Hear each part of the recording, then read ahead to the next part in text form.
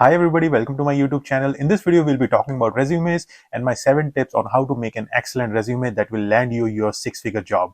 I will also at the end of this video share a link of a resume template that I have prepared for you so you can use the template as you like. So having a great resume is often the first step that any job candidate needs to do. And often having a great resume can be the difference between a make or a break situation for a job candidate.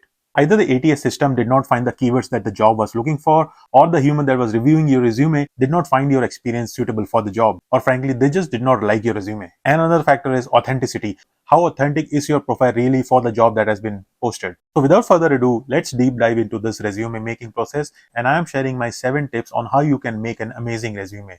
The first and foremost tip is keep the resume short and focused.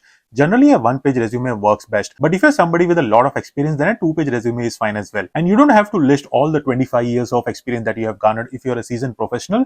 Generally, the last 10 to 15 years of experience, which correlate perfectly with your job that you're applying for, is fine. The second tip is skills and experience. Try to cater your resume based on the job that you're applying for. Using the exact same resume for every job that you're applying for might not be the best strategy.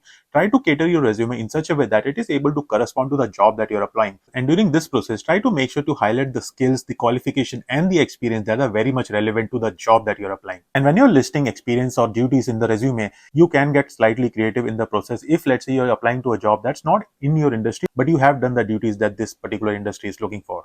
The third tip is avoid using generic or boring career summary. So career summary or career objective like a team player looking for a challenging role in your esteemed organization for professional growth is annoying, is boring, and kind of appears like a bit of fluff on the resume. Instead, focus on building a brand about yourself. What are your skills and your experience, and what makes you the perfect candidate for this particular job? And then that could be followed by the list of the skills that you possess that can clearly demonstrate all the traits that you have and that makes you the best candidate for this particular job. The top portion of the resume is primarily listed. So you have to make sure that you're using this portion absolutely perfectly in order to highlight your skills, your experience, and your qualification in such a way that it makes you the best candidate for the job.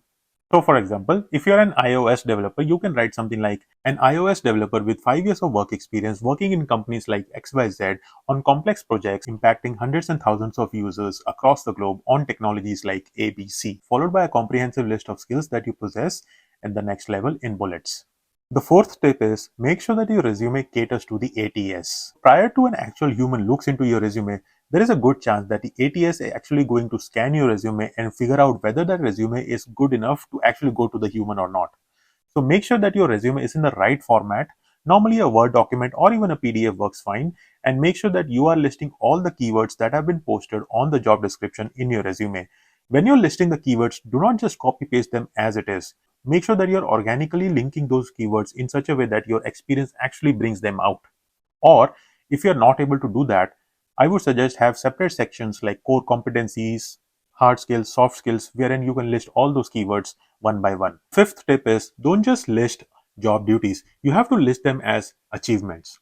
So for example, instead of a statement like an iOS developer who worked on this company as a developer for 3 years, you need to list this statement in such a way that projects that how you impacted the company, how you impacted the profits of the company, or how you made improvements for the employees or the customers of the company. And also at the same time, making sure that you actually are able to convey what you actually did. For example, list your duties in the following way. I achieved 25% efficiency in the employee performance by leading the design and development of an iOS bug tracking system. This clearly demonstrated the impact of your work and what you actually worked on. Use this strategy to list at least 3 to 4 job duties on each of your work experience. Sixth one is avoid unnecessary buzzwords. Randomly using words like professional, team player, detail-oriented, go-getter, etc. do not really mean anything if they are not organically put in.